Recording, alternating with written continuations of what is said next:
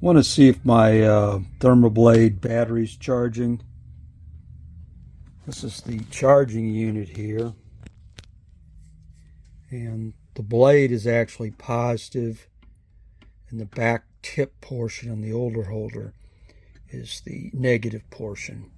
There it is, no load, about 8.4 volts, 8.5. And this particular one, you have to put each skate in this gizmo and adjust this to the skate size on the back. Later versions, they've got a plug-in on the skate holder that uses a device like that. So I've got the wall wart hooked up here. It puts out 12 volts, I believe, at 2 amps. And then this is the individual current regulated shut off for each skate that's in here. So I've got about 8.457 volts. So I'm going to go ahead and take a Thermablade skate holder here, and I'm going to put around 8.5 volts in and just measure the current draw. I want to see if the red light comes on, or see if the lithium poly batteries still work. It's got 2 battery packs in series. I think each one's at 3.7 like you use on a drone.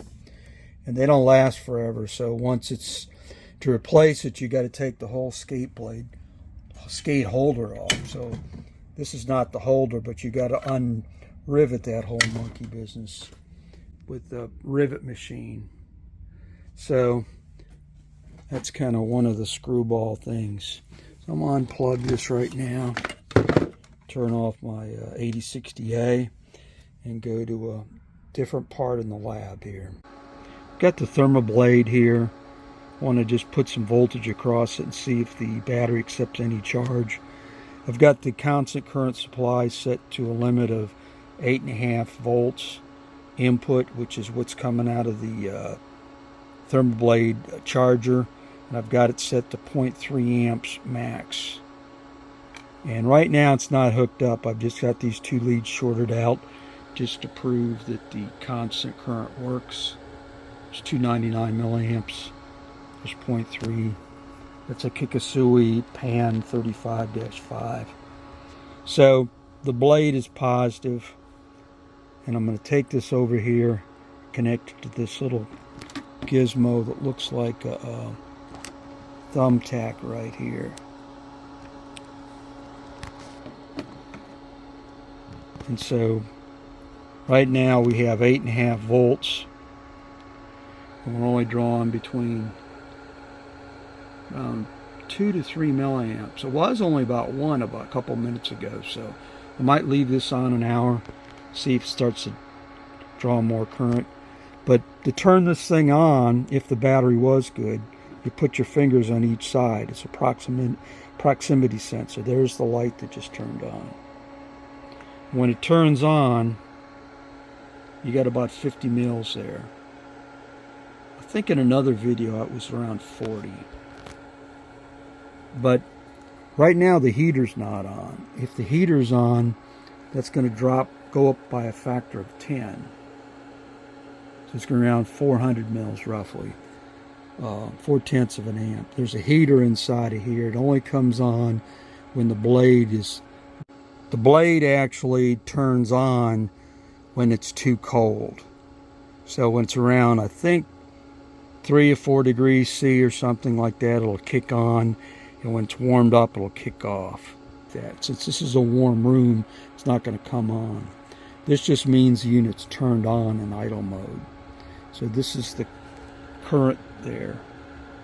Now I need to probably go read the instructions to see if it really charges. I don't think you have to have this on to charge it. But there you go. Turn this off. I'll go over here. He turns it off. Drawing a couple milliamps. These batteries are probably, what is this, 2025? This is probably from 2000. I think this holder is from 2007. So these are like probably 18 years old.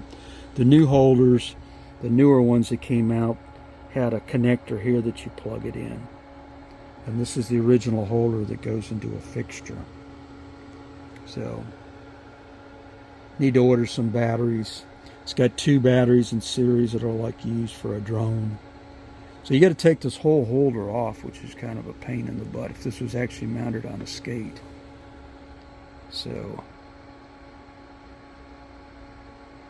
interesting. I might mount these to a pair of skates and go ahead and put an external battery. Might be easier to do. Okay, we've got the curling stone. And the Thermablade here is still only drawing about 2 milliamps an hour later. So the battery's dead. At least the 2 batteries are in series. And put this on here. Proximity.